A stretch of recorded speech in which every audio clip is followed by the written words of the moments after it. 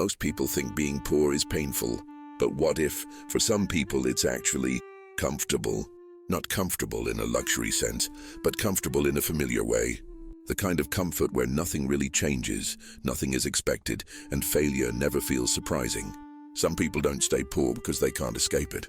They stay because deep down, staying poor protects them from something far more uncomfortable. And the scary part? If you don't understand this psychology, you might be protecting yourself the same way, without even realizing it. By the end of this video, you won't just see poverty as a money problem anymore. You'll see it as a psychological pattern, one that quietly decides who moves forward and who stays exactly where they are. Most people assume that poverty is something everyone is desperate to escape. But the human brain doesn't chase what's best. It chases what feels safe. For some people, being poor has become predictable. They know how much stress to expect, how far their money will stretch, and how disappointment will feel. There are no surprises. And in the brain, predictability often feels like peace. When life stays the same, the mind doesn't have to adapt. No new skills to learn, no new risks to calculate, no pressure to become someone different. This is where comfort quietly forms, not in the lack of struggle, but in the familiarity of it.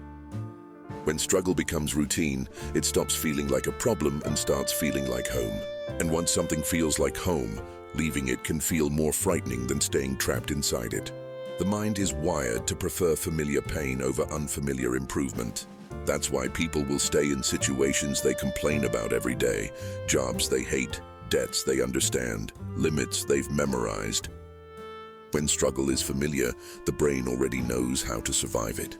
It knows what bills are coming, what excuses to make, and how much effort is enough.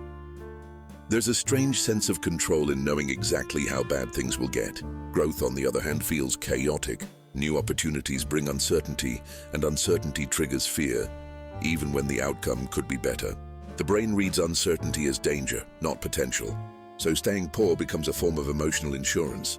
It may hurt, but it hurts in predictable ways. And for the brain, predictability often feels safer than progress.